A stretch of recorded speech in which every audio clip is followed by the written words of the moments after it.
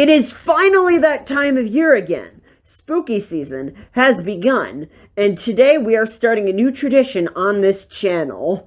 Every October, I will review some of my favorite horror movies, and today we are talking about the sci-fi horror classic, The Terminator. The Terminator stars Arnold Schwarzenegger, Linda Hamilton, and Michael Biehn, and this film is directed by James Cameron. This review may contain spoilers to The Terminator, so if you want to avoid any and all spoilers, I would highly suggest skipping to this annotation so you can receive my spoiler-free thoughts and my final grade on this film. Even though this film is a sci-fi film first, it has many horror elements that make it a classic of the genre. If you really break this film down, it is actually a slasher film. I mean, this film is about an almost unstoppable force going around and killing people at random.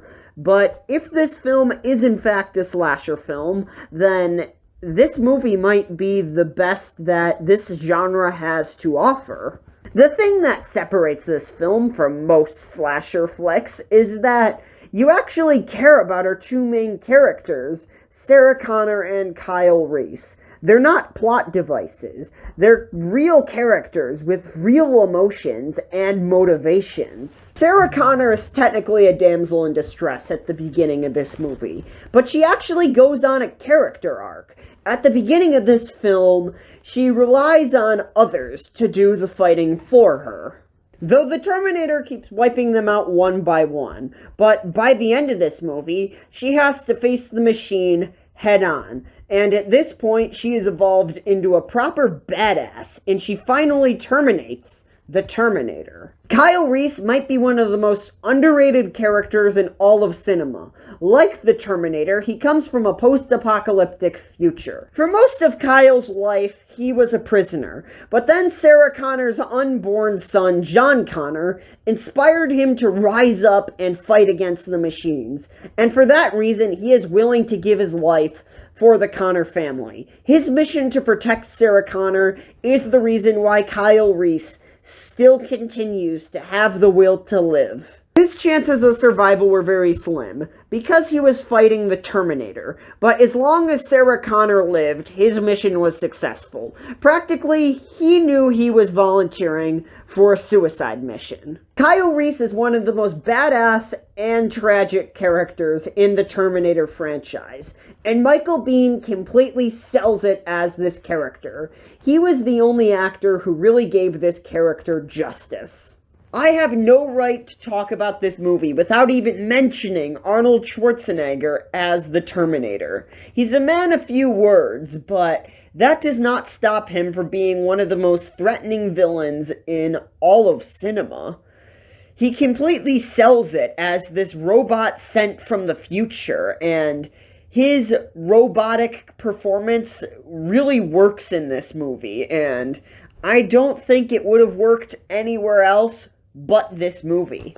I just love the scene where Kyle Reese warns Sarah about the threat of the Terminator. I just love how seriously this movie takes the threat of the Terminator. Kyle Reese sure wasn't bluffing when he said that he will not stop until you are dead. The 80s techno aesthetic is just true eye candy. Some people say that this movie is a part of the Techno Noir genre. The name Techno Noir actually originates from the name of the club where Sarah Connor goes to find shelter.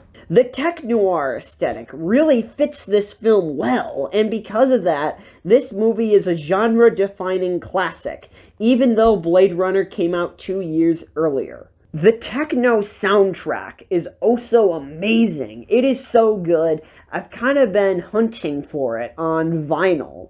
It's really hard to find, and the copies that are available are really expensive, that being the 1984 pressing of it. I don't know if any more exist. If you know more information on that, please put that in the comments below. Another amazing aspect of this film is the pacing. I was never bored once.